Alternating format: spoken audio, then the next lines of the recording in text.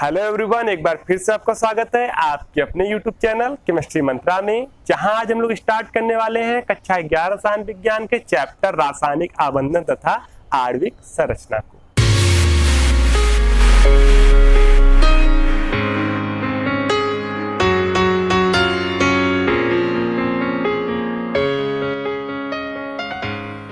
जैसा कि इसके पहले वाले चैप्टर परमाणु संरचना में आप लोगों ने पढ़ा कि किस प्रकार वैज्ञानिकों ने अपने अनेक प्रयोगों के आधार पर परमाणु की आंतरिक संरचना को प्रस्तुत किया और साथ में परमाणु के अनेक गुणों का भी वर्णन किया।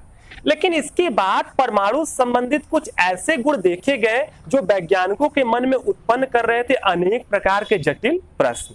तो आइए हम लोग भी देख लेते हैं कि ऐसे परमाणु संबंधित ऐसे कौन से गुण थे जो वैज्ञानिकों के मन में अनेक प्रकार के जटिल प्रश्न उत्पन्न कर रहे थे और ये प्रश्न भी कौन कौन से थे।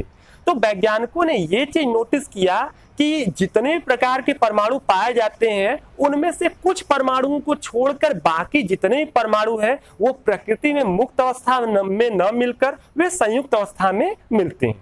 जैसे एग्जाम्पल में उन्होंने क्या देखा, उन्होंने ये चीज नोटिस किया कि जो क्लोरीन है वो क्लोरीन परमाणु के रूप में न मिलके ये किसी न किसी के साथ जुड़कर जो है, जैसे क्लोरीन अगले क्लोरीन के साथ जुड़ के Cl2 के रूप में, या सोडियम के साथ जुड़ के NaCl के रूप में, या हाइड्रोजन के साथ जुड़ के HCl के रूप में, या किसी और के साथ जुड़ के किसी यौगिक के रूप में ये पाया जाता है या किसी अणु के रूप में पाया जाता है। इसी तरह अन्य को भी देखा इन्होंने कि ऑक्सीजन जो है वो ऑक्सीजन के रूप में O के रूप में न मिलके, O परमाणु के रूप में न मिलके ये मिलता है O2 के रूप में, या ये मिलता है Na2O के रूप में सोडियम के साथ जुड़ के, या ये मिलता है H2O के रूप में, या ये अनेक यौगिकों के रूप में पाया जाता है। इसी तरह धातुओं को भी देखा कि सोडियम को अगर कहीं पर रख दिया जाए और कहीं पर उसका नोटिस किया गया तो पाया गया कि ये जो है संयुक्त अवस्था में प्रकृति में मिलता है Na2O के रूप में, या ये NaCl के रूप में जो है मिलता है। तो इस प्रकार वैज्ञानिकों ने देखा कि जितने भी प्रकार के परमाणु हैं उसमें से कुछ परमाणुओं को छोड़कर बाकी जितने भी परमाणु हैं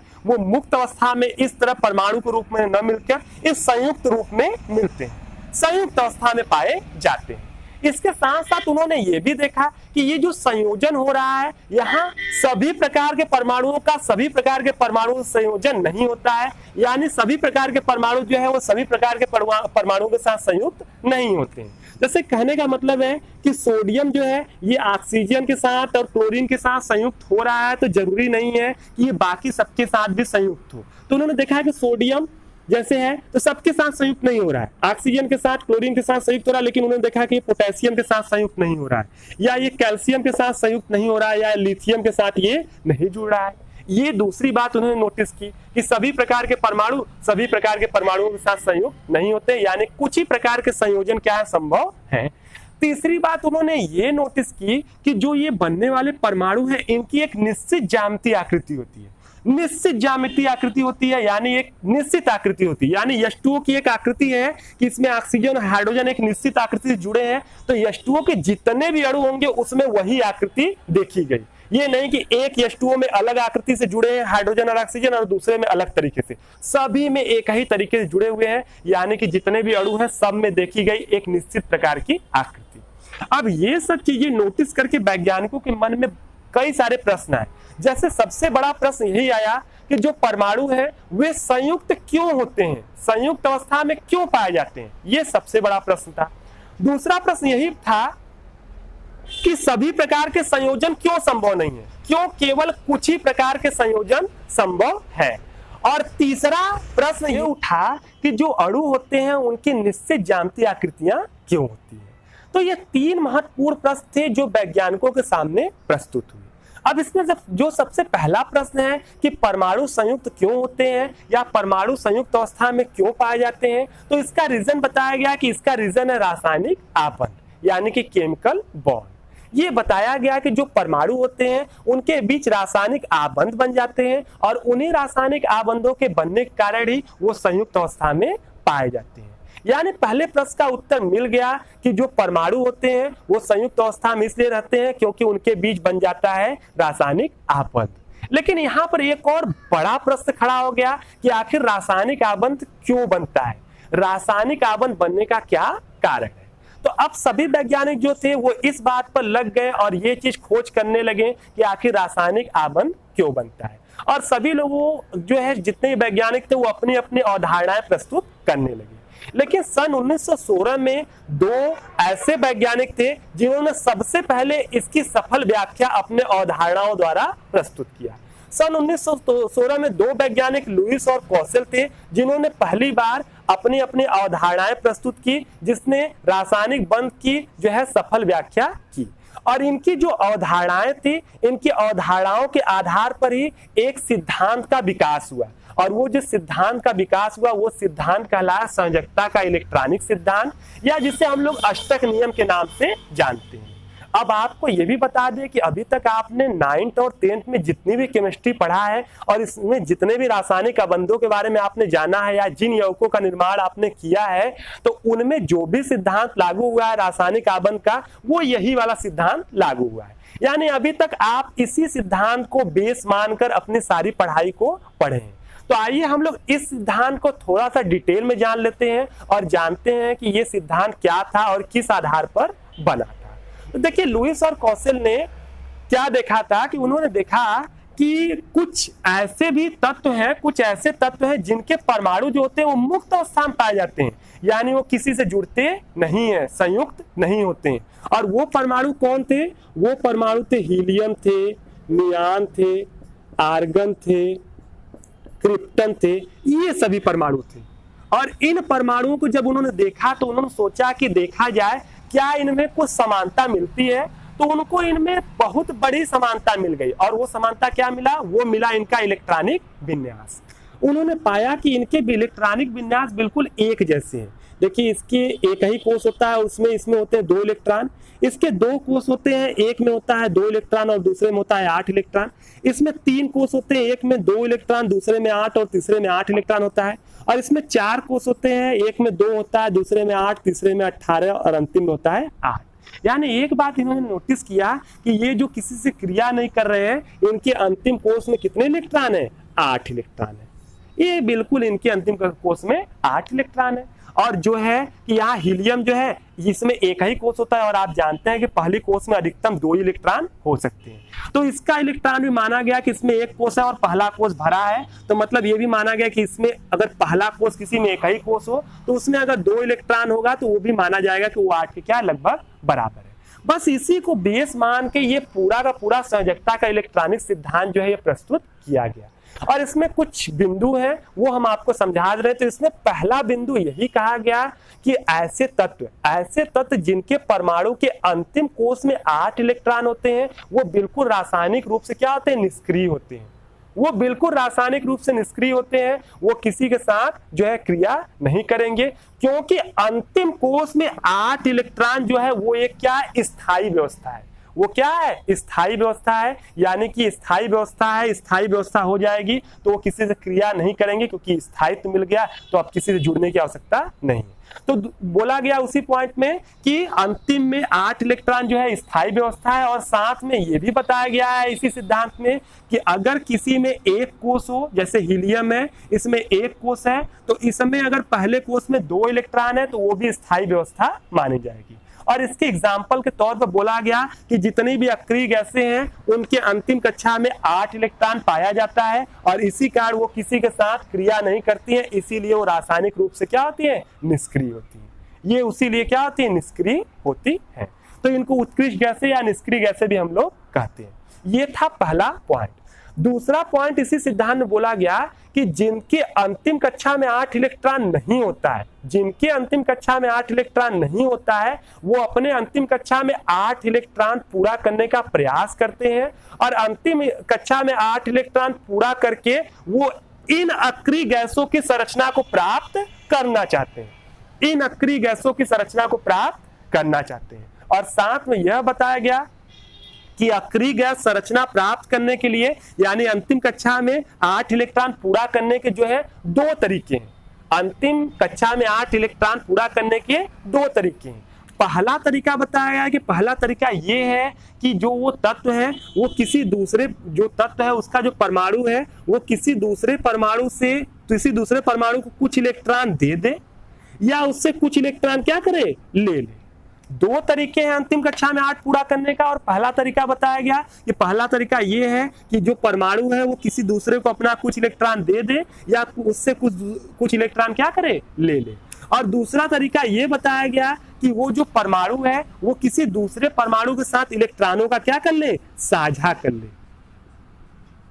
ये दो तरीका बताया गया। और इसमें लास्ट तीसरा, इस सिद्धांत में लास्ट तीसरा पॉइंट ये बताया गया कि ये दो तरीकों से जो है जब 8 पूरा होता है तो इसके आधार पर दो तरीके के मुख्य रूप से बंध बनते हैं। दो मुख्य प्रकार के बंध बनते हैं। अगर इलेक्ट्रॉन देकर या लेकर 8 पूरा किया गया है तो इस प्रकार जो बंध बनता है उस बंध को बोला जाता है कि वो बंध कहलाता है वैद्युत संयोजी बंध। वैद्युत संयोजी बंध। और दूसरा बताया गया कि अगर इलेक्ट्रॉन के साझे के द्वारा अंतिम कक्षा में 8 पूरा करता है तो इस प्रकार जो बंध बनता है उसे कहते हैं सहसंयोजी बंध। सहसंयोजी बंध। और ये था लास्ट पॉइंट। इस आधार पर सारी चीजें डिफाइन कर दी गई कि अंतिम में 8 जिनके होगा वो बिल्कुल स्थायी होंगे, जैसे कि अक्रिय गैसें होती हैं, और इन्हीं स्थायी होने के लिए जितने भी जो भी तत्व हैं वो जो है स्थायी होने के लिए अपने अंतिम कक्षा में 8 इलेक्ट्रॉन पूरा करने का प्रयास करते हैं। और प्रयास करने की जो है दो तरीके हैं, एक है इलेक्ट्रॉन देकर, एक इलेक्ट्रॉन लेकर, पहला तरीका है, और दूसरा है कि इलेक्ट्रॉनों का साझा करके। अब यहाँ पर अगर इलेक्ट्रॉन दे लेकर ये अंतिम कक्षा में 8 पूरा किए हैं तो इस प्रकार यहाँ पर एक बॉन्ड का निर्माण होता है। उस बॉन्ड को कहते हैं वैद्युत संयोजी बॉन्ड या आयनिक बॉन्ड भी कहते हैं। और अगर साझा करके वो जो है कि इलेक्ट्रॉनों को 8 पूरा किए हैं तो वहां पर जो बंध बनेगा उसे कहते हैं सहसंयोजी बॉन्ड। तो इस प्रकार दो मुख्य प्रकार के बंध जो है ये यहाँ पर प्रस्तुत हुए और ये सारी चीजें सिद्धांत में बताई गई। अब हम लोग क्या करेंगे कि अब हम इन्हीं बॉन्डों को विस्तार से पढ़ेंगे और ये जानेंगे कि ये आखिर इन तरीकों और इन बंधों के आधार पर किस प्रकार से जो है कि किसी परमाणु की अंतिम कक्षा में 8 इलेक्ट्रॉन पूरा होता है। तो सबसे पहले हम लोग देख लेते हैं वैद्युत संयोजी बंध। तो सबसे पहले यहाँ पर देखते हैं वैद्युत संयोजी बंध। वैद्युत संयोजी बंध या इसी को हम लोग कहते हैं आयनिक बंध। आयनिक बंध इंग्लिश में कहा जाता है इलेक्ट्रोवैलेंट बॉन्ड या कहा जाता है आयनिक बॉन्ड। अब देखिए आयनिक बॉन्ड क्या होता है तो अभी आपने समझ ही लिया। तो यही चीज यहाँ पर इसकी परिभाषा भी है कि ऐसा बंध जो इलेक्ट्रॉनों के स्थानांतरण द्वारा बनता है। इलेक्ट्रॉनों के स्थानांतरण द्वारा जो बंध बनता है उसी को हम लोग कहते हैं वैद्युत संयोजी बंध या उसे कहते हैं आयनिक बॉन्ड। जैसे एग्जांपल यहाँ बता दे रहे हैं, जैसे एग्जांपल में जो NaCl है इसमें बनता है वैद्युत संयोजी बंध। इसमें होता क्या है कि इसमें जो है कि देखिए Na होता है और इसके साथ साथ Cl होता है। ये दोनों आपस में मिलकर वैद्युत संयोजी बंध बनाते हैं। वैद्युत संयोजी बंध बनाने से पहले एक आपको और चीज बता दे रहे हैं यहाँ पर, और वो बता दे रहे हैं लुईस प्रतीक। लुईस प्रतीक या जिसको आप लोग लुईस संरचना भी कहते हैं। अब देखिए लुईस प्रतीक क्या होता है तो सिंपल सी बात है कि लुईस जो थे, लुईस नाम के वैज्ञानिक थे जिनका पूरा नाम G.N. लुईस था। तो ये जो लुईस थे ये क्या थे कि इन्होंने जितने भी परमाणु थे तो उन परमाणुओं के जो अंतिम कोष के इलेक्ट्रॉन थे, उन परमाणुओं के जो अंतिम कोष के इलेक्ट्रॉन थे उनको, जिनको हम लोग संयोजकता इलेक्ट्रॉन भी कहते हैं, उनको इन्होंने कुछ प्रतीकों द्वारा दर्शाया। उनको इन्होंने प्रतीकों द्वारा दर्शाया और जिन प्रतीकों द्वारा उन्होंने इनको दर्शाया उसी को हम लोग कहते हैं लुईस प्रतीक। याद रखिएगा अंतिम कोष को, इलेक्ट्रॉनों को ही हम लोग लुईस प्रतीक द्वारा दर्शाते हैं। जैसे कि यहाँ पर अगर सोडियम है तो सोडियम का हमको लुईस प्रतीक दर्शाना है तो हम लोग वही चीज यहाँ पर दर्शाएंगे। तो अंतिम कोष का इलेक्ट्रॉन दर्शाना हम लोग को, तो हम लोग ऐसे दर्शाते हैं। जैसे सोडियम का इलेक्ट्रॉनिक विन्यास लिखते हैं तो 2, 8 और 1 होता है। 11 होता है टोटल परमाणु क्रमांक इसका, 11 इलेक्ट्रॉन होते हैं। तोड़ते हैं तो 2, 8 और 1 इस रूप में होता है। तो अंतिम कोष में 1 इलेक्ट्रॉन, तो इसका लुईस प्रतीक इस तरह होगा, 1 इलेक्ट्रॉन। क्लोरीन का अगर हम इलेक्ट्रॉनिक विन्यास निकालते हैं तो 2, 8, 7 होता है। अंतिम कोष में 7 इलेक्ट्रॉन, तो इसका लुईस प्रतीक इस तरह होता है कि अंतिम कोष में इसमें कितने इलेक्ट्रॉन होते हैं? 7 इलेक्ट्रॉन। 3, 3, 6, 1, 7 इलेक्ट्रॉन। अब बताया गया है यहाँ देखिए आयनिक बॉन्ड में क्या होता है कि आयनिक बॉन्ड में इलेक्ट्रॉनों का स्थानांतरण होता है। तो देखिए NaCl में होता क्या है कि Na होता है, Cl होता है, Na का इलेक्ट्रॉन जो होता है वो निकल के चला आता है Cl में, और जब यहाँ Cl में निकल के चला आता है देखिए यहाँ पर बचता है Na और यहाँ पर बचता है Cl। इसका अब यहाँ पर देखिए इसका जो इलेक्ट्रॉन था वो यहाँ से चला गया और इसके अंतिम कोष में आ गया। तो एक चीज आपको ये भी ध्यान रखना है कि आप पहले भी पढ़ चुके हैं कि अगर किसी में से इलेक्ट्रॉन निकल जाता है तो उस पर लग जाता है प्लस का चार्ज, और जिसमें इलेक्ट्रॉन जाता है उस पर क्या लग जाता है, माइनस का चार्ज। तो यहाँ पर ये Na पर प्लस का चार्ज और Cl पर माइनस का चार्ज लग जाता है। ध्यान से देखिएगा कि यहाँ 2 और 8 और 1 था, एक इलेक्ट्रॉन इसका निकल गया तो अब इसका क्या बचा, इलेक्ट्रॉनिक विन्यास 2 8, और इसको एक इलेक्ट्रॉन मिल गया तो अब इसका बचा जो है 2 8 और 8, एक आ गया तो 7 से क्या हो गया 8। आप ध्यान से देखिए इसके भी अंतिम कोष में 8 इलेक्ट्रॉन हो गया, इसके भी अंतिम कोष में 8 इलेक्ट्रॉन हो गया, यानी अब ये दोनों के दोनों बिल्कुल क्या हो गए, स्थायी हो गए और बिल्कुल अक्रिय गैसों की संरचनाएं इन्होंने क्या किया, प्राप्त किया। देखिए ये नियान की प्राप्त किया और ये किया आर्गन की। तो बस यही है कि जैसे ही अक्रिय गैस की संरचना प्राप्त करेंगे स्थायी हो जाएंगे। अब इस रूप में जो है NaCl के रूप में ये रह सकते हैं। अब इनको जो है कोई स्थायी, अब ये मतलब इस अवस्था में ये बिल्कुल स्थायी हो गए तो इस अवस्था में रह सकते हैं। तो यही चीज बताया गया है कि स्थायी होने के लिए ही ये रासायनिक आबंध बनता है। और वहां पर आपने देख भी लिया कि यहाँ पर पहले प्रकार का बंध बन चुका है जो कि यहाँ पर इलेक्ट्रॉन के लेने या देने से बना है। ये इलेक्ट्रॉन ले रहा है और इलेक्ट्रॉन दे रहा है, और देख रहे हैं कि यहाँ पर अंतिम में 8 इलेक्ट्रॉन हो गया और बॉन्ड यहाँ पर निर्मित हो गया। तो इस प्रकार का जो बॉन्ड रहेगा इसको हम लोग कहते हैं वैद्युत संयोजी बंध, वैद्युत संयोजी बंध कहते हैं। और इसको आयनिक बॉन्ड भी कहा जाता है। आयनिक बंध क्यों कहा जाता है, क्योंकि ये बंध जो है वो आयनों के बीच बनता है। देखिए आयनों के बीच बंध बन रहा है, इसीलिए इसको आयनिक बंध भी हम लोग कहते हैं। यहाँ पर देखिए होता क्या है कि हमने आपको शुरू में बताया कि जो बंध होता है वो एक प्रकार का आकर्षण बल होता है। तो यहाँ पर जो लगने वाला आकर्षण बल है उसको हम लोग कहते हैं वैद्युत आकर्षण बल, वैद्युत आकर्षण बल वो कहलाता है वैद्युत आकर्षण बल। आप ये पहले जानते होंगे कि प्लस माइनस जहां भी होता है तो उनके बीच जो आकर्षण बल लगता है उसको कहते हैं वैद्युत आकर्षण बल। क्योंकि यहाँ वैद्युत आकर्षण बल लगता है इसीलिए इसका नाम पड़ा है वैद्युत संयोजी बल। तो इस प्रकार आपने वैद्युत संयोजी बंध को देख लिया और जान लिया कि वैद्युत संयोजी बंध कैसे बनता है। अब देखिए यहाँ पर वैद्युत संयोजी बंध के बहुत सारे एग्जाम्पल हैं। तो वो सारे एग्जाम्पल जैसे कि अभी हमने लिख दिया KCl लिख दिया, या हमने लिख दिया Na2O लिख दिया यहाँ पर, या CaO लिख दिया, या हमने CaF2 लिख दिया। ऐसे तमाम जो है कि यौगिक है जिसमें वैद्युत संयोजी बंध पाए जाते हैं। तो आइए हम लोग देख लेते हैं ये भी कि वैद्युत संयोजी बंध कब बनता है, क्योंकि बंध तो एक और प्रकार का है। तो ये कंफर्म हो जाए कि वैद्युत संयोजी बंध बनता कब है। तो ये चीज देख लेते हैं। तो आइए देख लेते हैं कि वैद्युत संयोजी बनने की स्थितियां। तो इसके अंतर्गत हम लोग देखेंगे कि वैद्युत संयोजी बंध कब कब बनता है। तो देखिए पहला पॉइंट देख लीजिए कि जब एक प्रबल धन विद्युतीय धातु, जब एक प्रबल धन विद्युतीय धातु किसी प्रबल ऋण विद्युतीय धातु के साथ जुड़ता है तो उनके मध्य जो बनता है वो बनता है प्रायः विद्युत संयोजी बंध। उनके बीच प्रायः बनता है विद्युत संयोजी बंध। जैसे प्रबल धन विद्युतीय धातुओं में क्या हो गया कि जैसे हमने यहाँ लिख दिया कि सोडियम पोटेशियम जो है, यहाँ पर लिख दिया सोडियम पोटेशियम हो गया, या हमने कैल्शियम लिख दिया, या हमने रुबिडियम लिख दिया। तो ये जो है ये कहलाते हैं प्रबल धन विद्युतीय तत्व। ये प्रबल धन विद्युतीय तत्व है। और इधर हमने लिख दिया ऑक्सीजन, फ्लोरीन, क्लोरीन या ब्रोमीन, ये कहलाते हैं प्रबल ऋण विद्युतीय तत्व। तो अगर ये कहीं पर जुड़ रहे हैं तो इनके बीच साधारणतः जो बनेगा वो बनेगा वैद्युत संयोजी बंध। इसके आधार पर आप पहचान सकते हैं और इनके एग्जाम्पल लिख सकते हैं। दूसरा पॉइंट देखिए, दूसरा ये है कि जब एक संयोजी या द्विसंयोजी धातु, जब एक संयोजी या द्विसंयोजी धातु किसी एक संयोजी या द्विसंयोजी अधातु के साथ जुड़ता है तो उनके बीच भी प्रायः बनता है वैद्युत संयोजी बंध।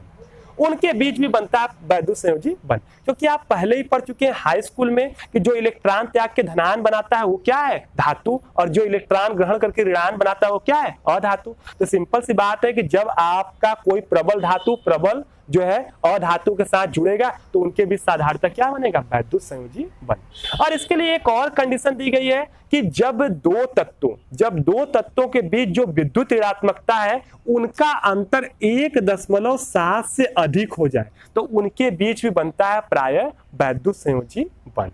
तो इतना जो है कि ये कंडीशन दिया गया है। अगर ये कंडीशन आपको कहीं मिलता है तो आप समझ लीजिए कि वहां वैद्युत संयोजी बंध जो है वो बनने की संभावना है। तो वो हो गया। अब हम लोग देख लेते हैं कि वैद्युत संयोजी बंध जो बनते हैं तो इनसे ये यौगिक बनते हैं। ठीक है, वैद्युत संयोजी जब बंध बनता है तो इनसे यौगिक बनते हैं, और ये जो यौगिक बनते हैं इन यौगिकों को हम लोग कहते हैं वैद्युत संयोजी यौगिक। वैद्युत संयोजी यौगिक,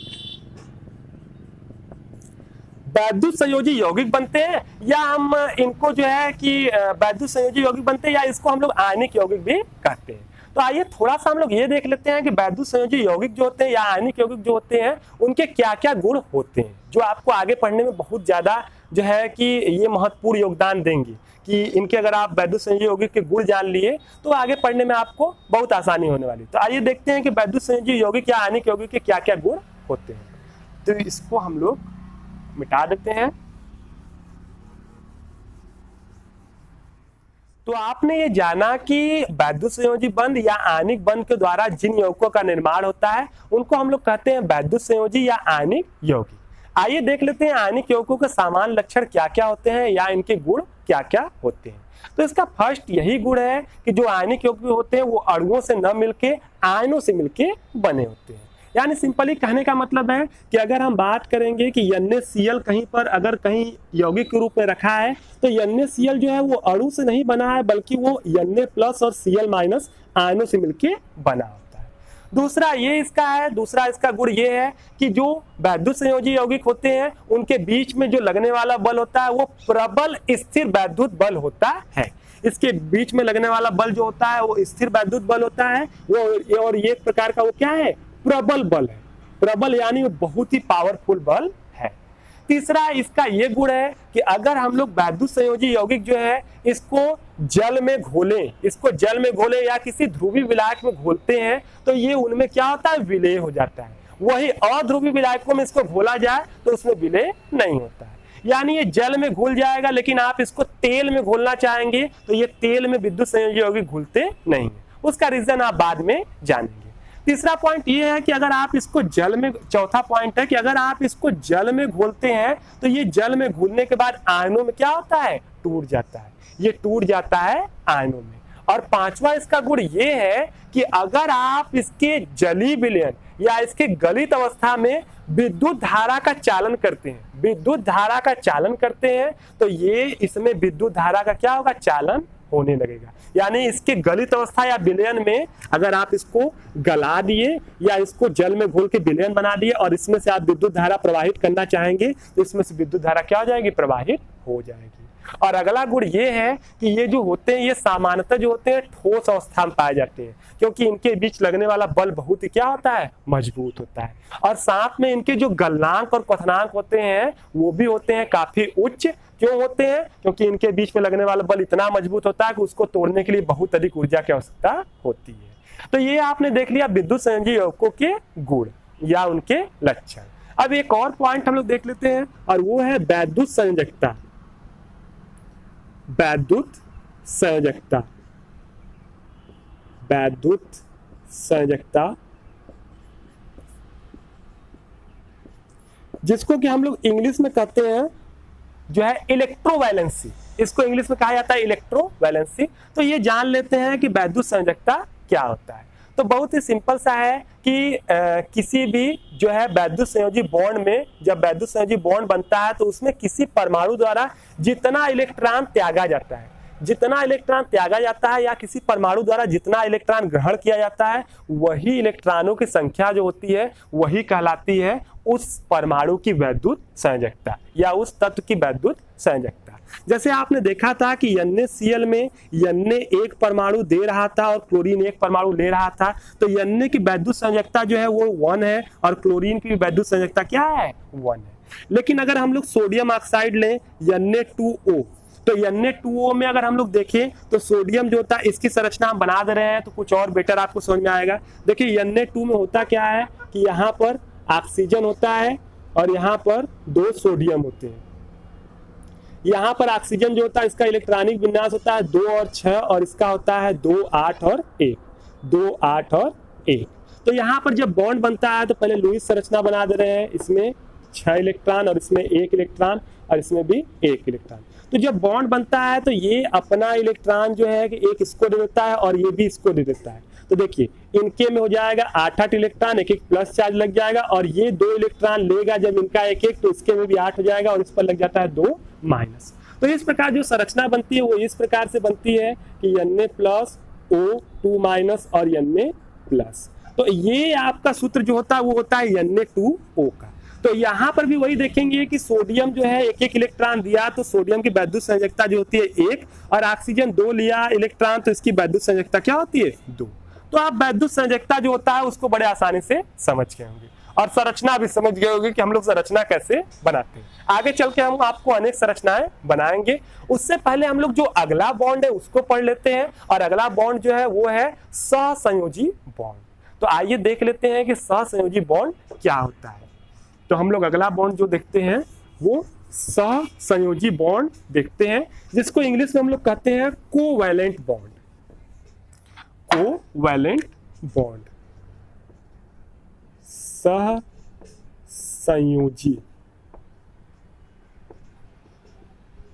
आबंध। तो देखिए सहसंयोजी आबंध क्या होता है, सिंपल सा समझी गए हैं आप, पहले से जानते हैं कि इलेक्ट्रॉनों के साझा द्वारा जो बॉन्ड होगा। तो इसकी एक्यूरेट परिभाषा हम आपको बता दे रहे हैं। तो इसकी एक्यूरेट परिभाषा है कि 2 परमाणुओं के मध्य इलेक्ट्रॉनों की समसाझेदारी से बना हुआ जो बंध होता है उसी को हम लोग कहते हैं सहसंयोजी आबंध। अभी आपको हम जब एग्जाम्पल देंगे तो आपको समझ में आ जाएगा। याद रखना है कि जब इलेक्ट्रॉनों की समसाझेदारी होती है तो इसमें जो बॉन्ड बनता है वो बनता है सहसंयोजी आबंध। अब समसाझेदारी क्या होती है, तो समसाझेदारी का देखिए क्या मतलब होता है कि ये एक परमाणु ले लिए ए और एक परमाणु ले लिए बी। अगर क्या हो जाए कि ये अपना एक इलेक्ट्रॉन साझे में दे दे और उसी समय बी भी अपना एक इलेक्ट्रॉन साझे में दे, तो इस साझेदारी को हम लोग कहते हैं समसाझेदारी, यानी बराबर मात्रा में इलेक्ट्रॉनों का साझा करना। अगर ए 2 इलेक्ट्रॉन दे तो बी भी 2 इलेक्ट्रॉन दे, तो इसे कहते हैं हम लोग समसाझेदारी। तो याद रखना है कि सहसंयोजी बॉन्ड तभी बनता है जब क्या होता है इलेक्ट्रॉनों की समसाझेदारी। एग्जाम्पल देखिए, जैसे पहला एग्जाम्पल हम लोग देखते हैं Cl2 में। Cl2 में आप जानते हैं कि ये हो गया क्लोरीन, ये हो गया क्लोरीन, इसका इलेक्ट्रॉनिक विन्यास 2 8 7 और इसका भी हो गया 2 8 7। इलेक्ट्रॉन बनाते हैं तो इसमें 1 2 3 4 5 6 7 और इसके अंतिम कक्षा में 1 2 3 4 5 6 और 7। अब ध्यान से देखिए, अब यहाँ पर क्या इलेक्ट्रॉन देने लेने की कोई कंडीशन बचती है? नहीं बचती। अगर ये इलेक्ट्रॉन इसको देगा तो इसका तो 8 हो जाएगा, इसमें 6 होगा, तो कभी नहीं देगा। उसी तरह ये भी उसको नहीं दे सकता। तो ऐसे ही कंडीशन में जहां ये इलेक्ट्रॉन दिया और लिया ना जा सके वैसे जगह में ही बनता है सहसंयोजी बॉन्ड। तो यहाँ पर बनेगा सहसंयोजी बॉन्ड और यहाँ पर क्या होगा कि यहाँ पर ये क्लोरीन जो होंगे ये अपने इलेक्ट्रॉनों का साझा करेंगे। अब कितने इलेक्ट्रॉनों का साझा करेंगे ये मालूम होना चाहिए। तो बड़ा ही सिंपल है, जितने इलेक्ट्रॉनों की कमी होगी, याद रखिएगा, जितने इलेक्ट्रॉनों की इनको कमी होगी उतने इलेक्ट्रॉन ये साझा करने वाले हैं, क्योंकि जब ये एक साझा करेंगे तो वो भी देगा। तो जितने इलेक्ट्रॉन की कमी है उतना साझा कर लेंगे तो उतना क्या जाएगा, मिल जाएगा। बड़ा ही सिंपल सा कॉन्सेप्ट है। तो क्लोरीन को 1 इलेक्ट्रॉन चाहिए तो अपने 1 इलेक्ट्रॉन का ये साझा कर लेता है। क्लोरीन जो है अपने 1 इलेक्ट्रॉन का यहाँ पर साझा कर लेता है, ये भी 1 इलेक्ट्रॉन देता है, ये भी 1 इलेक्ट्रॉन देता है, बाकी इलेक्ट्रॉन इनके पास रहते हैं। कितने हो गए, 3 3 6 और इसके पास भी 6 इलेक्ट्रॉन जो है पास रह जाते हैं, 1 इलेक्ट्रॉन साझा कर दिए। अब ये साझा जो करते हैं इस इलेक्ट्रॉन पर इन दोनों का अधिकार होता है, इसका भी अधिकार होता है और इसका भी अधिकार होता है। अब देखिए ध्यान से, अब यहाँ पर हम देखेंगे तो अब इसके भी अंतिम कोष में देखिए कितना हो गया, 4 4 8 इलेक्ट्रॉन और इसके भी अंतिम कोष में 4 और कितना हो जाता है 4 इलेक्ट्रॉन। तो इस प्रकार इनके बीच ये जो बॉन्ड बना है इसी को हम लोग कहते हैं सहसंयोजी बॉन्ड। और इसको हम लोग इस तरह भी प्रदर्शित करते हैं, यहाँ Cl और यहाँ सिंगल बॉन्ड Cl, इस तरह सहसंयोजी बॉन्ड को बनाते हैं। याद रखिएगा इससे ज्यादा महत्वपूर्ण इस तरह है, ठीक है, इस तरह बनाना ज्यादा महत्वपूर्ण है। ये अगर कहीं एक लाइन हो तो इसका मतलब हो गया कि यहाँ पर 2 इलेक्ट्रॉनों का साझा हुआ है, 1 इलेक्ट्रॉन जो है इधर वाला दिया है और 1 इलेक्ट्रॉन इधर दिया है। याद आपको ये चीज रखना है, जितनी लाइनें उतने यहाँ पर इलेक्ट्रॉन का जोड़ा जो है साझा में किया गया है। 1 line 2 electron, 2 line 4 electron, 3 line जो है हो गया 6 इलेक्ट्रॉन। तो ये होता है, देख लीजिए आगे एग्जांपल समझ में आ जाएगा। अभी O2 का एग्जांपल देते हैं। O2 में देखिए ऑक्सीजन, ऑक्सीजन जुड़ेगा, इसका इलेक्ट्रॉनिक बना 2 और 6, 2 और 6, लुईस संरचना होता है 1 2 3 4 5 6 और इसका बनाते हैं 1 2 3 4 5 और 6। अब देखिए यहाँ दिया लिया नहीं जा सकता, अब दिया लिया नहीं जा सकता तो सिंपल सी बात है यहाँ इलेक्ट्रॉनों का साझा होगा। कितने इलेक्ट्रॉन इसको चाहिए? 2 इलेक्ट्रॉन, तो कितने इलेक्ट्रॉन का साझा करेगा? ये करेगा 2 इलेक्ट्रॉन का साझा, 2 इलेक्ट्रॉन का साझा करेगा। तो देखिए वही सबसे पहले बनाते हैं, याद रखिएगा। तो ऑक्सीजन 2 इलेक्ट्रॉन का साझा करेगा, ये वाला भी 2 इलेक्ट्रॉन देगा और ये वाला भी 2 इलेक्ट्रॉन देगा। बाकी इनका बच गया 1 2 3 4, इसका बच गया 1 2 3 और 4, इसका बच गया। अब देखिए इस पर दोनों लोग का अधिकार होगा। अब देखिए ध्यान से, इसका भी 8 और इसके भी अंतिम कक्षा में क्या हो गया 8। तो इस प्रकार जो बॉन्ड बना है ये आपका कहलाएगा सहसंयोजी बॉन्ड, और इसको हम लोग प्रदर्शित इस तरह कहेंगे ऑक्सीजन और यहाँ पर डबल लाइन ऑक्सीजन, ठीक है, इसको डबल बॉन्ड कहते हैं। देखिए 1 2 2 4 इलेक्ट्रॉन, तो 2 के लिए 1 बॉन्ड प्रयोग करते हैं, 4 के लिए कितना करेंगे 2। एक और एग्जांपल लास्ट दीजिए, मान लीजिए हम लोग N2 बनाते हैं, तो N2 में देखिए यहाँ पर 2 नाइट्रोजन है, 2 नाइट्रोजन है, इसके देखिए अंतिम कक्षा में होता है 5 इलेक्ट्रॉन, 2 5 इलेक्ट्रॉनिक विन्यास होता है, बनाएंगे 1 2 3 4 5 और इसके में 1 2 3 4 और 5। अब देखिए यहाँ क्या होगा, देना लेना संभव नहीं है, साझा ही करेंगे। कितने इलेक्ट्रॉन चाहिए? 3, तो यहाँ 3 इलेक्ट्रॉनों का साझा होगा। ये देखिए नाइट्रोजन, नाइट्रोजन के बीच में 3 इलेक्ट्रॉनों का साझा होगा, 1 2 3 ये भी देगा, तो इसको भी 3 देना पड़ेगा। तो ऐसे समय में इनके पास 2 बचेगा और इसके पास भी कितना होगा 2 बचेगा। तो ऐसे समय में देखिए इसके पास भी 8 इलेक्ट्रॉन, इसके पास भी 8 इलेक्ट्रॉन। तो ये देखिए ये भी बॉन्ड कहलाएगा सहसंयोजी बॉन्ड, और इसको हम लोग ऐसे प्रस्तुत करेंगे नाइट्रोजन 1 2 3 बॉन्ड नाइट्रोजन, ठीक है। अब ये हमने 3 एग्जांपल दिए, ये क्यों दिए ये ध्यान से देखिएगा। यहाँ पर देखिए जब एक जोड़े इलेक्ट्रॉनों की साझेदारी हो तो इस प्रकार जो सहसंयोजी बॉन्ड बनता है उसको हम लोग कहते हैं सिंगल बॉन्ड या उसको कहते हैं एकल बंध। बड़े ध्यान से समझिएगा, ये बहुत ही जरूरी है, इसको कहते हैं एकल आबंध। जब 2 जोड़े इलेक्ट्रॉनों का साझा हो तो ऐसे समय जो बॉन्ड बनेगा उसको कहते हैं द्विबंध, द्विबंध, या इसको हम लोग कहते हैं डबल बॉन्ड। और जब 3 जोड़े इलेक्ट्रॉनों का साझा हो तो इसको हम लोग कहते हैं त्रिबंध, त्रिबंध, या इसको हम लोग कहते हैं ट्रिपल बॉन्ड। तो अब आपको समझ में आ गया होगा कि सिंगल बॉन्ड, डबल बॉन्ड और ट्रिपल बॉन्ड क्या होता है। तो इस प्रकार यहाँ पर आपने देख लिया कि सहसंयोजी बॉन्ड कैसे बनता है।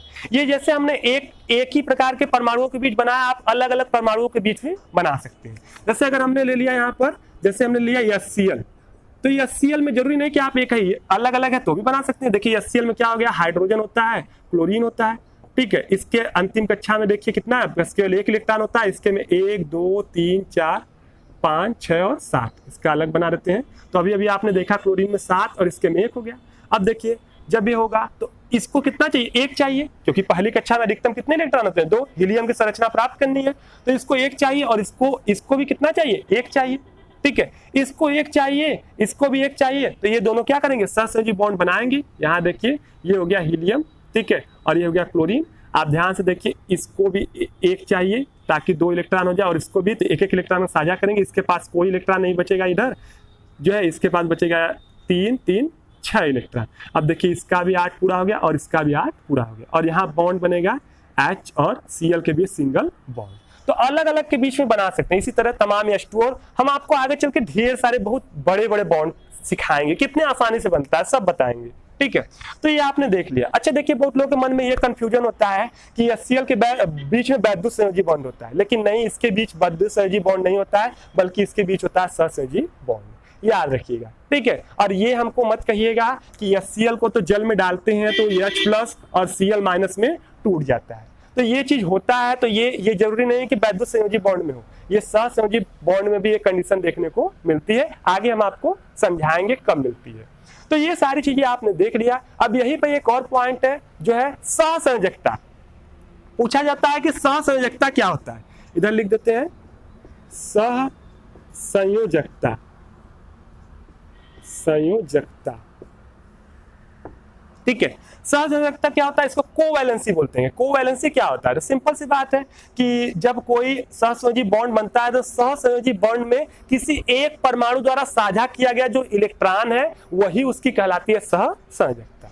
यानी यहाँ पर ऑक्सीजन का परमाणु है, ये अपने कितने इलेक्ट्रॉन साझा किया है 2, तो इसकी सहसंयोजकता ऑक्सीजन की कितनी कहलाएगी 2 कहलाएगी। कोवैलेंसी 2 है, इसकी कोवैलेंसी कितनी है 3, इसकी कोवैलेंसी कितनी है 1, इस हाइड्रोजन की कोवैलेंसी कितनी है 1।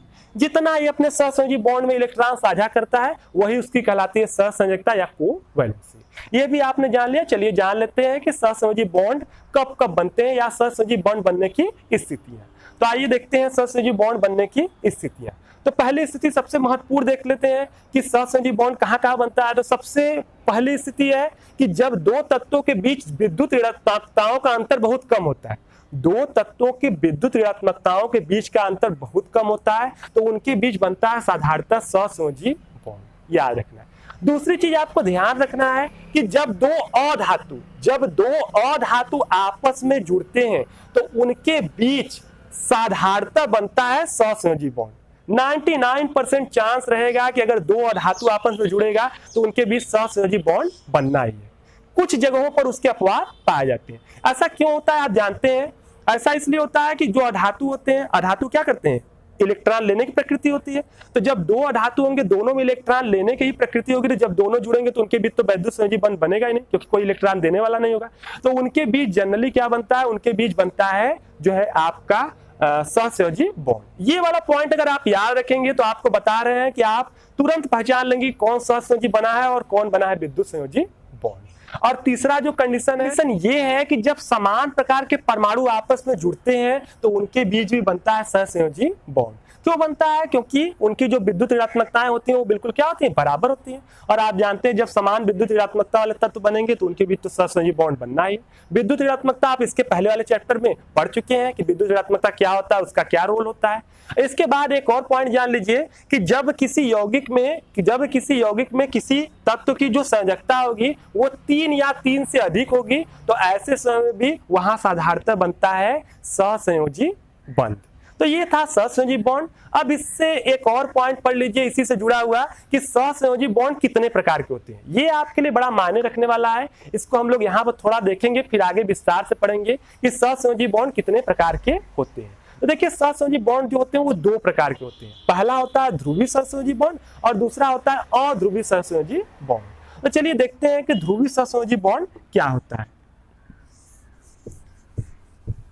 देखिए फर्स्ट हम लोग देखते हैं कि ध्रुवीय सहसंयोजी बॉन्ड क्या होता है। तो देखिए क्या होगा कि अगर मान लीजिए कि हमने क्या किया, हाइड्रोजन ले लिया और इसके साथ क्लोरीन ले लिया और इनके बीच सहसंयोजी बॉन्ड बना लिया जैसा कि यहाँ बना है, तो आप देखेंगे कि यहाँ पर बीच में इलेक्ट्रॉन 2 रहेगा, ठीक है, और यहीं पर सहसंयोजी बॉन्ड बना है। अब यहाँ पर आप गौर करेंगे तो आप पाएंगे कि हाइड्रोजन की जो विद्युत ऋणात्मकता है वो क्लोरीन से कम है। यानी कहने का मतलब है कि हाइड्रोजन की जो इलेक्ट्रॉन खींचने की क्षमता है सहसंयोजी बॉन्ड में वो क्लोरीन से क्या है, कम है। इसकी क्षमता बहुत ज्यादा है, इसकी बहुत ही कम है, ठीक है। रीजन आप जानते होंगे, इसके पहले वाले चैप्टर में विद्युत ऋणात्मकता पढ़े थे तो वहां हमने रीजन बताया था कि कब जो है सहसंयोजी किसकी विद्युत ऋणात्मकता ज्यादा होती है, किसकी कम होती है। तो यहाँ पर हाइड्रोजन की विद्युत ऋणात्मकता यानी इलेक्ट्रॉन खींचने की शक्ति कम है और क्लोरीन की ज्यादा है। तो सिंपल सी बात है कि ये बीच में तो यहाँ कहीं रहेगा, लेकिन ये एकदम बीच में न रह के ये जो दोनों इलेक्ट्रॉन है जो इसको ज्यादा तेजी से खींचेगा वो उसकी ओर झुका रहेगा, यानी ये इधर कहीं रहेगा, इसके नजदीक रहेगा और इससे थोड़ा सा क्या रहेगा, दूर रहेगा, क्योंकि इसकी इलेक्ट्रॉन खींचने की शक्ति जो है सहसंयोजी बॉन्ड में ज्यादा है, यानी विद्युत ऋणात्मकता ज्यादा है। अब इस कार जब ये दोनों इलेक्ट्रॉन इसके नजदीक हो गए और इससे दूर हो गए तो अब होगा क्या कि आप जानते हैं इलेक्ट्रॉन पर ऋणावेश होता है। तो इलेक्ट्रॉन जब किसी के नजदीक जाता है तो उस पर ऋणावेश ला देता है। क्योंकि यहाँ पूर्ण रूप से जा नहीं रहा है, हल्का सा जा रहा है, तो इस पर हल्का सा आ जाता है ऋणावेश, जिसको हम लोग माइनस डेल्टा जनरली प्रदर्शित करते हैं। और इलेक्ट्रॉन यानी माइनस इससे दूर जा रहा है तो इस पर आता था हल्का सा धनावेश। जितना ज्यादा इलेक्ट्रॉन इससे दूर होगा उतना ज्यादा इसके ऊपर ऋणावेश, उतना ज्यादा इसके ऊपर धनावेश होगा। तो इस तरह आप देख रहे हैं कि ये जो सहसंयोजी बॉन्ड बना है, इस सहसंयोजी बॉन्ड के कारण एक परमाणु पर आ रहा है ऋणावेश और एक परमाणु पर आ रहा है धनावेश। तो ऐसे जितने भी परमाणु होंगे इनको कहेंगे ध्रुवीय सहसंयोजी बॉन्ड। ध्रुवीय सहसंयोजी बॉन्ड कहेंगे क्यों? क्योंकि इसमें 2 ध्रुव क्या हो रहे हैं, बन जा रहे हैं। आप जानते हैं प्लस माइनस क्या है, 2 ध्रुव है, ठीक है। इसी तरह अगर हम लोग दूसरा लेते हैं अध्रुवीय सहसंयोजी बॉन्ड क्या होता है, तो बड़ा सिंपल एग्जांपल इधर ही कहीं दे रहे हैं। जैसे क्लोरीन से जुड़ गया तो आप देखिए क्लोरीन के बीच में 2 इलेक्ट्रॉन। अब देखिए ये दोनों तो सेम परमाणु है तो दोनों के इलेक्ट्रॉन खींचने की क्षमता क्या है, बराबर है। तो इस इलेक्ट्रॉन को न तो ये खींचेगा न तो ये खींचेगा, यानी ये दोनों इलेक्ट्रॉन एकदम बीच में रहेंगे। और जब एकदम बीच में रहेंगे तो इस पर भी जो चार्ज होगा वो जीरो होगा, इस पर भी चार्ज जीरो होगा, यानी कोई भी ध्रुव नहीं बनेगा। तो ऐसे जितने भी आपके बॉन्ड होंगे ये वाले, ये कहलाएंगे, क्या कहलाएंगे, ये कहलाएंगे अध्रुवी सहसंयोजी बंध। यानी सिंपल, अलग अलग परमाणुओं के बीच में बनते हैं तो ध्रुवी, और एक ही परमाणु के बीच में बनते हैं तो उसे हम लोग क्या कहेंगे, अध्रुवी सहसंयोजी बॉन्ड। ये चीजें देख लिया। अब हम लोग चलते हैं और देखते हैं कि सहसंयोजी यौगिक हम लोग किसे कहते हैं। तो अब इतना तो आप भी जान गए होंगे कि सहसंयोजी बंध के कारण जो भी यौगिक बनता है उसे हम लोग कहते हैं सहसंयोजी यौगिक। एग्जाम्पल आपने ढेर सारा देख लिया, ढेर सारे एग्जाम्पल, और भी एग्जाम्पल दे रहे हैं। जैसे कि आपने यहाँ पे देखा कि Cl2 हो गया, N2 हो गया, H2O हो गया, H2SO4 हो गया। ऐसे जो है कि हम लोग तमाम लेते हैं, NH3 हो गया या HCl हो गया, या ऐसे जो भी तमाम यौगिक हैं, ये सब जो भी है यौगिक अणु, ये सब सहसंयोजी जो है यौगिक के क्या है, एग्जाम्पल है। सहसंयोजी यौगिक यानी जो सहसंयोजी बॉन्ड के द्वारा जो यौगिक बनते हैं, तो ये सब सहसंयोजी बॉन्ड के द्वारा बने, इसलिए ये सब क्या है, सहसंयोजी यौगिक। और भी बहुत सारे हैं, सैकड़ों की संख्या, क्या हजारों लाखों की संख्या में है, तो हम लोग आगे डिस्कस करेंगे। अब उससे पहले हम लोग देख लेते हैं कि जो है कि जो सहसंयोजी यौगिक होते हैं इनके क्या गुण होते हैं या इनके क्या क्या लक्षण होते हैं। तो आइए देख लेते हैं सहसंयोजी यौगिकों के गुण या लक्षण।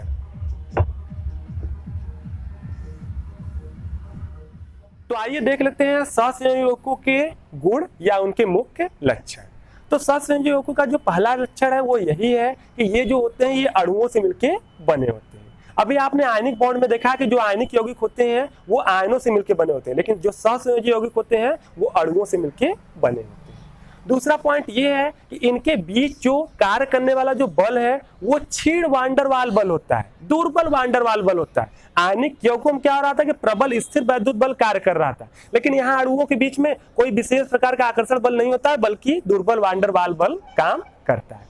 तीसरा इनका लक्षण ये है कि ये साधारणतः पाए जाते हैं, जो है कि मतलब ये साधारणतः क्या, ये ठोस, द्रव और गैस तीनों अवस्था में पाए जाते हैं। तो इनके के बीच का जो लगने वाला बल है वो बहुत कम है। इस कारण जो ये गैस की अवस्था में पाए जाते हैं, द्रव की अवस्था में पाए जाते हैं और ठोस की अवस्था में भी पाए जाते हैं। चौथा ये पॉइंट है कि इनके गलनांक व क्वथनांक बहुत ही होते हैं, क्या, कम, क्योंकि इनके अणुओं के बीच में लगने वाला जो बल है वो क्या है, कम है। तो जाहिर सी बात है उसको तोड़ने के लिए कम ऊर्जा चाहिए, तो इनके गलनांक और क्वथनांक क्या हो जाएंगे, कम हो जाएंगे।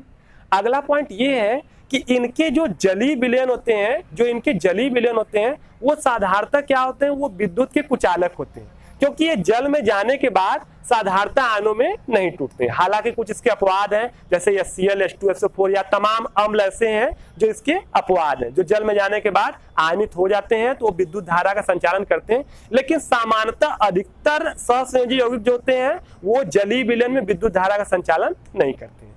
अब एक और चीज देखिए कि सहसंयोजी जो बंध होता है, इसके आधार पर सहसंयोजी यौगिक जो होते हैं दो प्रकार के होते हैं, एक ध्रुवी होता है, दूसरा अध्रुवी होता है। तो अगर इनकी विलेयता की बात करें तो जो ध्रुवी वाले होते हैं वो ध्रुवी विलायकों में विलेय होते हैं, और जो अध्रुवी यौगिक होते हैं वो अध्रुवी विलायकों में विलेय होते हैं।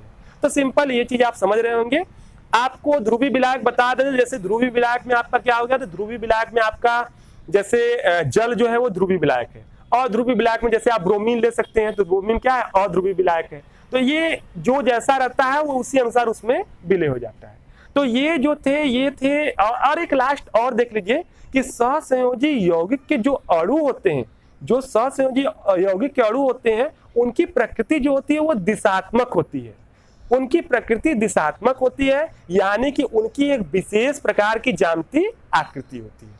इस दिशात्मक लक्षण को हम लोग विस्तार से आगे अध्ययन करेंगे, और इनकी ज्यामितीय आकृतियां किस प्रकार बनती हैं और उनको कौन कौन से कारक प्रभावित करते हैं, ये सारी चीजें भी हम लोग आगे देखेंगे।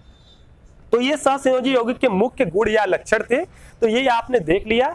आगे चलते हैं और हम लोग एक विशेष प्रकार का बंध देख लेते हैं जिसका नाम है उप सहसंयोजी बंध, या जिसको इंग्लिश में हम लोग कोऑर्डिनेट बॉन्ड भी कहते हैं। अब देखिए उप सहसंयोजी बॉन्ड क्या है, इसको दो वैज्ञानिकों लोरी और सिडविक ने दिया था सन 1923 में। तो ये जो बंध है इसको एक अलग बंध नहीं माना जाता है, बल्कि इसको एक सहसंयोजी बॉन्ड का प्रकार माना जाता है। इसको एक प्रकार का सहसंयोजी बंध ही माना जाता है। अब ये बंध क्या होता है तो इसको समझ लीजिए कि जब दो परमाणुओं के मध्य किसी एक परमाणु द्वारा इलेक्ट्रॉन युग्म के साझे से जब कोई बंध बनता है तो उस बंध को हम लोग कहते हैं उपसहसंयोजी बॉन्ड। यानी कहने का मतलब है कि यहां भी साझा होगा, लेकिन साझे में जो इलेक्ट्रॉन युग्म आएगा वो जब केवल एक ही परमाणु दे तो ऐसे समय में जो बॉन्ड बनेगा उसी को हम लोग कहते हैं उपसहसंयोजी बॉन्ड। जैसे एकदम सिंपल एग्जांपल देखिए, जैसे एकदम सिंपल एग्जांपल हम लोग देखते हैं कि यहाँ वजह से ए हो गया और बी हो गया, और इनके बीच क्या हो जाए, इलेक्ट्रॉनों का साझा होकर एक बॉन्ड बन जाए, और साझे में जो दोनों के दोनों इलेक्ट्रॉन है वो केवल ए के द्वारा ही दिया जाए और बी बस इसका प्रयोग करे। तो इस प्रकार जो यहाँ पर बॉन्ड बनेगा उसी को कहते हैं हम लोग उपसहसंयोजी बॉन्ड। जैसे कि यहाँ पर हम एग्जांपल देते हैं, जैसे कि एक एग्जांपल आप समझ जाएंगे O3 का, ओजोन का एग्जांपल लेते हैं, इसको ओजोन कहते हैं O3 का। अब क्या कि यहाँ देख ले, एक ऑक्सीजन है, दो ऑक्सीजन है, तीन ऑक्सीजन है। ध्यान से देखिएगा, इसकी अंतिम कक्षा में 1 2 3 4 5 6 इलेक्ट्रॉन, इसकी अंतिम कक्षा में 1 2 3 4 5 6 इलेक्ट्रॉन, और इसके अंतिम कक्षा में भी 1 2 3 4 5 6 इलेक्ट्रॉन।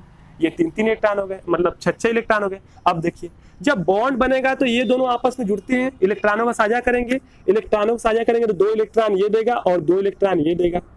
ये देने के बाद देखिए इसकी अंतिम कक्षा में 8 हो जाएगा और इसकी अंतिम कक्षा में भी 8 हो जाएगा, यानी ये यहाँ पर सहसंयोजी बॉन्ड बना के 8 अपना क्या कर लेंगे, पूरा कर लेंगे।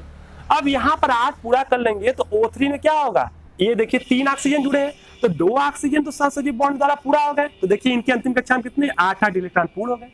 तो अब ऐसे समय जब ये तीसरा ऑक्सीजन इसमें किसी ऑक्सीजन के साथ जुड़ने आएगा तो उसमें वो इलेक्ट्रॉनों का साझा नहीं करेगा, यानी वहां पर सहसंयोजी बॉन्ड नहीं बनेगा, क्योंकि अगर ये एक भी इलेक्ट्रॉन किसी के साथ साझा करता है तो उसकी अंतिम कक्षा में 8 कहीं 9 हो जाएगा।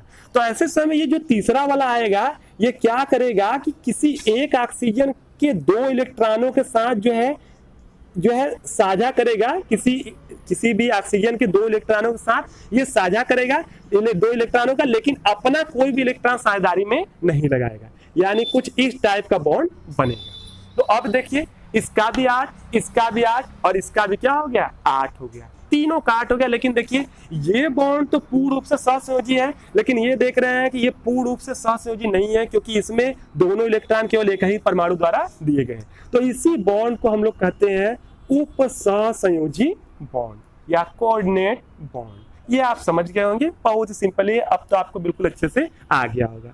इसके बारे में वैसे भी आपको बहुत ज्यादा 11th में डिफाइन नहीं करना है, बहुत ज्यादा इसके बारे में नहीं पढ़ना है, मुख्य रूप से हम लोग को विद्युत संयोजी और सहसंयोजी ही पढ़ना है।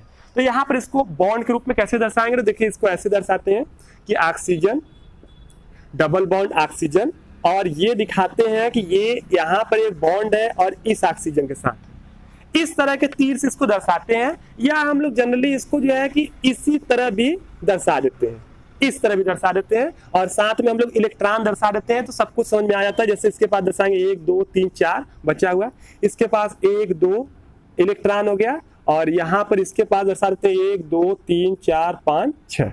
तो इससे भी कोई भी समझ जाता है कि यहाँ पर उपसहसंयोजी बॉन्ड बचा है, क्योंकि इसके पास 6 इलेक्ट्रॉन है अंतिम कोष में, तो मतलब इसने एक भी इलेक्ट्रॉन साझा नहीं किया है, सब दोनों इसी का है, तो ये समझ जाएगा कोई भी कि उपसहसंयोजी बॉन्ड है। तो इसको या तो ऐसे दर्शाते हैं या तो ऐसे दर्शाते हैं, और एकदम एक्यूरेट दर्शाना देखिए ऐसे दर्शाते हैं बंद सूत्र के रूप में, ये यहाँ पर डबल बॉन्ड और ये यहाँ पर इस तरह दर्शाते हैं। यहाँ पर इसके पास 1 और 2 इलेक्ट्रॉन है, इसके पास 1 2 3 4 इलेक्ट्रॉन है, और इसके पास 1 2 3 4 5 6 इस तरह दर्शाते हैं। अब आप सोचेंगे इस तरह क्यों दर्शा रहे हैं, तो अभी हमने बताया था कि जो यौगिक होते हैं, जो जिसमें साझा होता है इलेक्ट्रॉन, तो वो जो यौगिक होते हैं वो उनकी एक खास तरह की ज्यामितीय आकृति होती है। तो इनकी एक ज्यामितीय आकृति होती है, यानी कि यहाँ पर जो ये तीनों ऑक्सीजन इनके बीच का कोण 180 नहीं होता है, बल्कि कुछ और कोण होता है। इस कारण ये हम लोग वही कोणीय व्यवस्था दर्शाने के लिए इस तरह दर्शाते हैं। आगे आप जानेंगे तो समझ जाएंगे कि ये कोणीय व्यवस्थाएं क्यों होती है। तो फिलहाल आगे क्या अभी समझ लीजिए कि जो भी अणु होते हैं उसमें, जो भी सहसंयोजी, उसमें बहुत सारे ऐसे होते हैं जिनमें जो ये बंद होता है वो जो होता है स्ट्रेट ना होके, यानी सीधी ना होके, वो कोणीय होता है। तो जितने भी कोणीय बंद होते हैं सहसंयोजी, उसको दर्शाने के लिए हम लोग इस तरह टेढ़ी लाइनों द्वारा उसको दर्शाते हैं, ठीक है, सीधा नहीं दर्शाते। तो ये बिल्कुल एक्यूरेट है। तो इस प्रकार आपने उप सहसंयोजी बॉन्ड को जान लिया। थोड़ा सा इसके बारे में और जान लीजिए कि उप सहसंयोजी बॉन्ड में जो इलेक्ट्रॉन युग्म देता है, जो इलेक्ट्रॉन का एक पेयर देता है, उसको हम लोग कहते हैं इलेक्ट्रॉन युग्म दाता, और जो लेता है उसको हम लोग कहते हैं इलेक्ट्रॉन युग्म ग्राही। तो यहाँ पर ये ऑक्सीजन, ये वाला इलेक्ट्रॉन युग्म दाता है और ये वाला जो है वो इलेक्ट्रॉन युग्म क्या है, ग्राही है। तो ये भी आप अच्छे से समझ लिए। तो इस प्रकार जितने भी प्रकार के बॉन्ड थे सिंपल वाले वो आपने समझ लिया। संयोजकता का इलेक्ट्रॉनिक सिद्धांत आपने पूरी तरीके से समझ लिया। अब हम लोग चलते हैं और देखते हैं लुईस संरचनाओं को। लुईस संरचनाएं बहुत ही महत्वपूर्ण है। जितने भी अणु हैं या यौगिक हैं उनकी लुईस संरचनाएं हम लोग यहाँ पर बनाने वाले हैं और उनके लुईस संरचनाओं को समझेंगे कैसे बनाया जाता है। ये आपके एग्जाम में बहुत ही ज्यादा पूछा जाता है और आपके लिए महत्वपूर्ण है। आगे की जितने भी जो है चैप्टर है उनको, अगर उनके यौगिकों को आपको अच्छे से समझना है तो लुईस संरचनाओं को भी आपको अच्छे से समझना होगा। तो चलिए लुईस संरचनाओं को हम लोग समझ लेते हैं अच्छे से।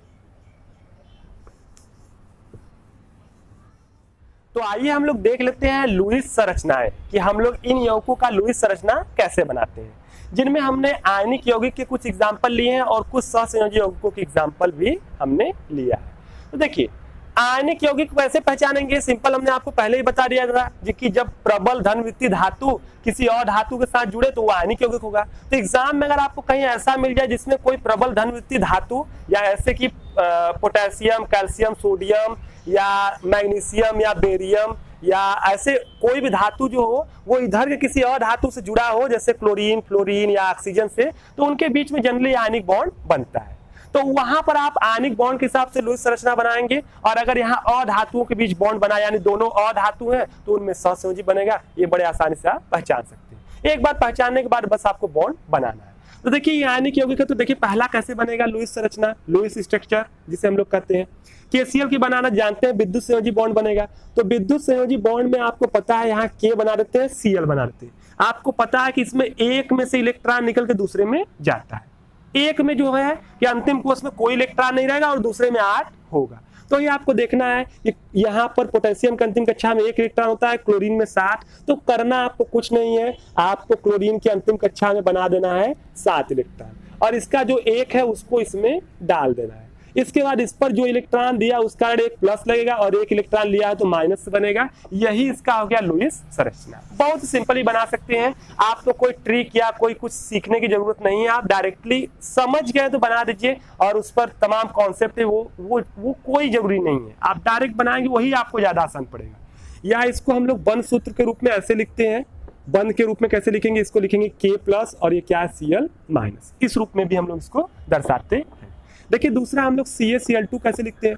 जब यहाँ कोई आपका 1 हो और दूसरा वाला 2 हो तो ऐसे समय में जो कम होता है जिसकी संख्या कम होती है उसको हम लोग लिख देते हैं बीच में और जो अधिक होते हैं उसको इसको अगल बगल लिख देते हैं। यानी 1 Cl है तो Cl यहाँ लिख देंगे और 1 कैल्शियम है तो यहाँ लिख देंगे और 2 Cl है तो इसको अगल बगल लिख देंगे, दोनों तरफ, एक ही तरफ नहीं लिखेंगे। फिर वही हम जानते हैं कैल्शियम के अंतिम कक्षा में कितने इलेक्ट्रॉन है, 2। ठीक है, ये देखिए ये तो आपको परमाणु क्रमांक याद होना चाहिए। कैल्शियम का 20 होता है तभी कुछ भी कर पाएंगे और इसको तोड़ना आना चाहिए कि इसको 2, 8, 8 के रूप में तोड़ेंगे और अंतिम में होगा 2। ठीक है, तो अंतिम में 2 है तो पता है 2 और इनके अंतिम कक्षा में आपको पता है 7 इलेक्ट्रॉन होते हैं तो पता है 2 है तो 1 ये लेगा 1 ये लेगा और आयनिक यौगिक बनेगा। तो 1 2 3 4 5 6 7 और यहाँ 1 2 3 4 5 6 और 7। एक इसको दे देते हैं, एक इसको दे देते हैं, 2 इलेक्ट्रॉन ये दिया तो इस पर हो गया डबल प्लस और 1 लिए तो हो गया माइनस। ये हो गया इसकी लुईस संरचना। एकदम सिंपल ही बना सकते हैं बस सोच के आधार पर। या इसको हम लोग ऐसे भी दर्शाते हैं कि Cl minus, Ca double plus और Cl माइनस, इस रूप में बंध सूत्र के रूप में दर्शाते हैं। अगला देखते हैं कि यहाँ सल्फर 1 है तीसरे में और देख रहे हैं सोडियम 2 है तो दोनों को इस साइड हम लोग लिख देते हैं। ठीक है, धातु है इलेक्ट्रॉन त्याग के ये प्लस बनाएगा या धातु है इलेक्ट्रॉन ग्रहण करके ऋणान बनाएगा तो पता है इसमें यही इलेक्ट्रॉन देगा और ये वाला लेगा। तो इसकी अंतिम कक्षा हम देख लेते हैं कितने इलेक्ट्रॉन। तो आप जानते हैं सल्फर 16 होता है परमाणु क्रमांक, तोड़ेंगे 2, 8 और 6 तो अंतिम कक्षा में कितने इलेक्ट्रॉन 6, 1 2 3 4 5 6। अब 2 चाहिए तो आपको पता है 2 सोडियम है तो 1 सोडियम ये वाला इलेक्ट्रॉन अपना दे देगा और 1 ये वाला देगा। इसको हम लोग स्टार से परिचित कर देंगे। 2 इलेक्ट्रॉन लिया तो इस पर 2 माइनस और इस पर लग जाएगा 1 प्लस, इस पर लग जाएगा 1 प्लस। या इसको हम लोग इस तरह भी लिख सकते हैं कि Na plus sulphur double minus और हो जाएगा Na प्लस। तीसरा देख देखते हैं कैल्शियम ऑक्साइड, चौथा है। तो यहाँ देखिए C है और O है। ठीक है, ये धातु है, अधातु है, ये इलेक्ट्रॉन धातु देगा और अधातु क्या होगा, लेगा। तो देख लेते हैं, अधातु को हमको देना है, 6 इलेक्ट्रॉन होते हैं, 2 इसके पास अंतिम में होता है, तो दोनों ये दे देगा, 2 दे देगा, तो इसके में भी 8 हो जाएगा और इसके में भी 8 हो जाएगा। तो यहाँ पर 2 दिया है तो इस पर 2 प्लस लगेगा, 2 लिया है तो इस पर 2 माइनस लग जाएगा। सिंपल लुईस संरचना है और ये हो जाएगा यहाँ पर CaO। ठीक है, तो ये हो गया आयनिक यौगिकों का। अब बात करते हैं सहसंयोजी यौगिक कि सहसंयोजी यौगिकों का हम लोग लुईस संरचना कैसे बनाएंगे। तो सिंपल, करना कुछ नहीं है, वहां पर यही काम करना है, लेकिन आपको क्या करना है, अब साझा करना है। देखिए कैसे बनाते हैं, कोई रूल आपको याद नहीं करना है, इस पर रूल पढ़ने से कोई फायदा नहीं है, आप डायरेक्टली देखिए कैसे बनाते हैं। ठीक है, देखिए यहाँ पर 2 हाइड्रोजन 1 ऑक्सीजन है, तो अब बात आती है कि बीच में यहाँ कम होगा। सिंपल, आप जानिए यहाँ पर कि जिनकी संख्या कम होगा वो कहाँ होगा, बीच में होगा। जनरली वही बीच में होगा जिनकी संख्या कम होगी, या इसका एक रूल भी है कि जिसकी विद्युत ऋणात्मकता सबसे कम होती है वही होता है सबसे बीच में। तो आप विद्युत ऋणात्मकता तो आपको याद होगा नहीं किसी का, तो वो रूल तो आपको किसी काम का है नहीं, इसीलिए हमने बोला रूल पढ़ने से कोई फायदा नहीं। तो मेनली बस जानिए कि जिसकी संख्या सबसे कम है वही बीच में होगा, यानी यहाँ पर जो ऑक्सीजन होगा वो कहाँ होगा, बीच में, और हाइड्रोजन इसके कहाँ होंगे, अगल बगल होंगे। ठीक है, अब आपको पता है कि यहाँ सहसंयोजी बॉन्ड बनेगा, बस बना दीजिए। आपको सहसंयोजी बॉन्ड बनाते समय याद रखना है कि सहसंयोजी बॉन्ड में सबसे पहले हम उसका 8 पूरा करते हैं या उसका अष्टक पूरा करते हैं जिसकी संयोजकता 1 हो, यानी जो 1 इलेक्ट्रॉन लेता हो या जो 1 इलेक्ट्रॉन देता है, पहले उसी का पूरा करेंगे, जो जिसको 1 इलेक्ट्रॉन की जरूरत हो, लेना देना नहीं है, जिसको 1 इलेक्ट्रॉन की जरूरत हो, है ना। इसके बाद जिसको 2 इलेक्ट्रॉन की जरूरत है उसका पूरा करेंगे, इसके बाद 3 वाले का करेंगे, ऐसे करते हैं। देखिए हाइड्रोजन को 1 इलेक्ट्रॉन चाहिए, यानी एक ही इलेक्ट्रॉन साझा करता है, तो पहले हम लोग हाइड्रोजन का यहाँ पूरा करेंगे। ठीक है, वैसे इसी करना भी है। तो देखिए इसका पूरा हो गया, ठीक है, फिर इस हाइड्रोजन का पूरा करेंगे तो इसका भी पूरा हो गया, 1 ही इलेक्ट्रॉन में इसका पूरा हो जाएगा। अब बचे हुए देखिए जो ऑक्सीजन है, ये ऑक्सीजन का बचा हुआ इलेक्ट्रॉन हम लोग बना देते हैं, तो इसका बचा हुआ इलेक्ट्रॉन 1 2 3 और क्या है 4। देखिए इसका भी 8 क्या हो गया, पूरा हो गया। इस प्रकार सिंपली इसकी बन गई लुईस संरचना। इसको बंद के रूप में हम लोग ऐसे दर्शाते हैं कि ऑक्सीजन हुआ सिंगल बॉन्ड हाइड्रोजन और सिंगल बॉन्ड हाइड्रोजन है, और इसके पास 4 इलेक्ट्रॉन क्या है, बचे हुए। अब आप सोचेंगे हमने ऐसे टेढ़ा क्यों बनाया, सीधा क्यों नहीं बनाया, तो उसका भी रीजन हमने बताया कि सहसंयोजी बॉन्ड जो होता है उसकी प्रकृति दिशात्मक होती है, यानी वो जो होते हैं इनकी ज्यामितीय आकृति फिक्स होती है, और ये जो H2O होती है इसकी ज्यामितीय आकृति जो होती है स्ट्रेट ना होकर कोड़ी होती है, यानी यहाँ जो बंद होता है एक कोण पर झुका होता है। तो ये कोड़ी होने के कारण जो है यहाँ बंदों का कोण जो होता है, ये कोड़ी मतलब 180 9 के 180 से अलग होने के कारण इसको हम लोग थोड़ा सा टेढ़ा बनाते हैं इस तरह से। ठीक है, आगे चल के हम लोग पढ़ेंगे इसके बीच का कितना कोण होता है, शायद 104 डिग्री और 104.5 डिग्री के आसपास होता है। तो ये होता है। आगे हम लोग ये देखते हैं मीथेन का। देखिए कार्बन 1 है, हाइड्रोजन 4 है, तो बस वही करेंगे हम लोग, ये कार्बन लिखेंगे और चारों तरफ क्या लिख देंगे, हाइड्रोजन, और हाइड्रोजन का पूरा करना स्टार्ट करेंगे। देखिए 1 हो गया, 1 यहाँ से, 1 यहाँ से, 1 यहाँ से, और कार्बन के अंतिम कक्षा में कितने हैं, 4 इलेक्ट्रॉन, चारों यूज हो गए, बस सबका हो गया 8, 1 2 3 4, और ये देखिए इसका हो गया 8। ठीक है, सिंपली बनता जाएगा। ठीक है, एकदम बनाते जाएंगे। CO2 का देखते हैं, तो वही कार्बन 1 है, ऑक्सीजन 2 है, तो कार्बन को लिखते हैं बीच में, ऑक्सीजन को लिखते हैं दोनों साइड, ये तीसरा है। देखिए यहाँ पर क्या होगा, दोनों लिख दिए हम लोग। ठीक है, अब हमने क्या किया कि हमने यहाँ पर देखेंगे कि इसकी संयोजकता 4 है और इसकी संयोजकता 2 है, तो पहले 2 वाले की पूरा करेंगे, जिसको 2 इलेक्ट्रॉन चाहिए पहले उसका पूरा करेंगे।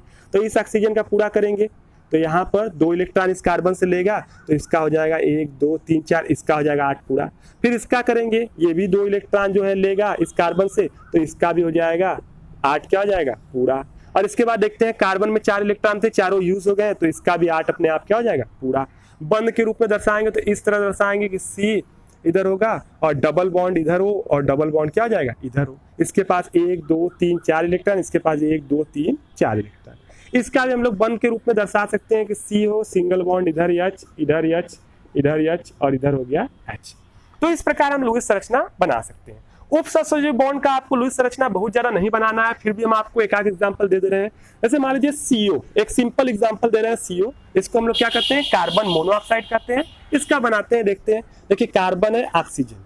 अब इसमें थोड़ा सा आपको ध्यान रखना पड़ेगा, थोड़ा सा सोचना पड़ेगा उपसहसंयोजी यौगिक में कि इसके अंतिम कक्षा में 4 इलेक्ट्रॉन होते हैं 4, और इसके में जो होते हैं 6, यानी इसको चाहिए जो है कि कितना चाहिए 2, और इसको चाहिए 4। दो ही लोग हैं। तो सिंपल सी बात है, इसको 2 चाहिए, इसको 4 चाहिए, तो ये तो है कि साझे से तो काम चलने वाला नहीं है, 2 ही लोग हैं भी अकेले अकेले, यहाँ पर जरूर उपसहसर्जी बॉन्ड बनेगा। तो बनाते समय में ही आपको मालूम चल जाएगा कि हाँ उपसहसर्जी बॉन्ड का बनना तय है। तो बस उसी को थोड़ा सा आपको सावधान रहना है। इसमें सबसे पहला काम आपको क्या करना है कि सहसहयोजी बॉन्ड जितने बन रहे हैं वो बना देते हैं। जैसे ऑक्सीजन को 2 इलेक्ट्रॉन चाहिए, तो जाहिर सी बात है कि ये 2 इलेक्ट्रॉन जब चाहिए तो ये 2 जो है कि कार्बन के साथ क्या कर लेगा, साझा कर लेगा। कार्बन के साथ 2 इलेक्ट्रॉनों क्या कर लेगा, साझा, ये फिक्स है। इसके बाद देखिए, अब ऐसी कंडीशन में आप देखेंगे कि ऑक्सीजन का बच गया 4, यानी 4 बचने का इसका 8 हो गया, 4 4 8, लेकिन इसका जो है यहां से 4 और 2 इसके पास बचा हुआ, क्योंकि 4 होता है तो इसका 4 2 टोटल कितना होने लगा, 6। अब जब इसका 6 ही होगा और इसका 8 हो चुका है, तो ऐसे समय जाहिर सी बात है इसका 8 पूरा करने के लिए इसको अपना 2 इलेक्ट्रॉन इसको एक्स्ट्रा देना पड़ेगा। तो ये अपना 2 इलेक्ट्रॉन ऑक्सीजन इसको एक्स्ट्रा दे देता है और इसके पास बचता है 1 2 इलेक्ट्रॉन बचता है। ठीक है, इसके पास 2 इलेक्ट्रॉन बचता है, 2 इलेक्ट्रॉन क्या करता है, एक्स्ट्रा इसको दे देता है। अब ऐसे समय में भी ये देखिए यहाँ पर जो है दोनों का क्या हो गया, 8 पूरा हो गया। ऐसे समय में यहाँ जो ये दूसरा वाला बॉन्ड बना है यही है उपसहसहयोजी बॉन्ड। बॉन्ड सूत्र देखिए कुछ इस तरह बनाएंगे, कार्बन इसके पास 2 इलेक्ट्रॉन बनाएंगे, इसके बाद 1 2 3 और ऑक्सीजन यहाँ ये 2 इलेक्ट्रॉन बनाएंगे। कोई भी देख के समझ जाएगा कि तीसरा बॉन्ड जो है वो उपसहसहयोजी बॉन्ड है। ठीक है, क्योंकि ये इलेक्ट्रॉन 2 2 देख के पहचान जाएगा। या इसको देखिए इस तरह दर्शाते हैं, ठीक है, कई बुकों में ऐसे मिलेगा आपको कि कार्बन ये 2 इलेक्ट्रॉन इसके पास है और इसके बाद डबल बॉन्ड है और इसके बाद देखिए इस तरह इधर तीर का निशान होगा और इधर होगा ऑक्सीजन। ठीक है, ये वाला आपको मिलेगा। तो ऐसे दर्शाइए चाहे ऐसे, दोनों एक ही बात है, समझ में आना चाहिए। तो इस प्रकार आपने देख लिया बहुत सारे जो है यौगिकों का लुईस संरचना। अब तो ये मत सोचिएगा कि लुईस संरचनाएं इतनी छोटी है और इतने आसानी से खत्म हो जाएंगी। ये हमने कुछ प्रारंभिक लुईस संरचनाओं को आपको सिखाया। अब हम लोग जो बड़े बड़े लुईस संरचनाएं हैं, जो बहुत ही बृहद लुईस संरचनाएं हैं, बड़ी बड़ी हैं, या जो जटिल लुईस संरचनाएं हैं, उसके लिए हम आपका एक अलग से क्लास लेंगे। और इसके बाद जो नेक्स्ट वीडियो है वो केवल और केवल आपके लुईस संरचनाओं पर आधारित रहेगा और उसमें हम आपको बड़े से बड़ा लुईस संरचना जो रहेगा यौगिकों का, जो तमाम यौगिक है बड़े बड़े, उनका लुईस संरचना बहुत ही आसानी से बनाना सिखाएंगे। बिल्कुल आप कितना भी बड़ा आपका हो यौगिक, हम बड़े बड़े यौगिकों को लेंगे और आपको हम चुटकियों में एकदम आसानी से लुईस संरचना बनाना सिखा देंगे। कुछ ऐसे ट्रिक लेके आएंगे जिससे आप बड़े आसानी से लुईस संरचना बना सकते हैं। तो फिलहाल आज के लिए इतना ही और उम्मीद करते हैं कि आज का वीडियो आपको पसंद आया होगा। यदि पसंद आया होगा तो इसे लाइक करें, शेयर करें और हमारे चैनल को सब्सक्राइब करें। नेक्स्ट वीडियो में लेकर नए टॉपिकों को, तब तक के लिए धन्यवाद।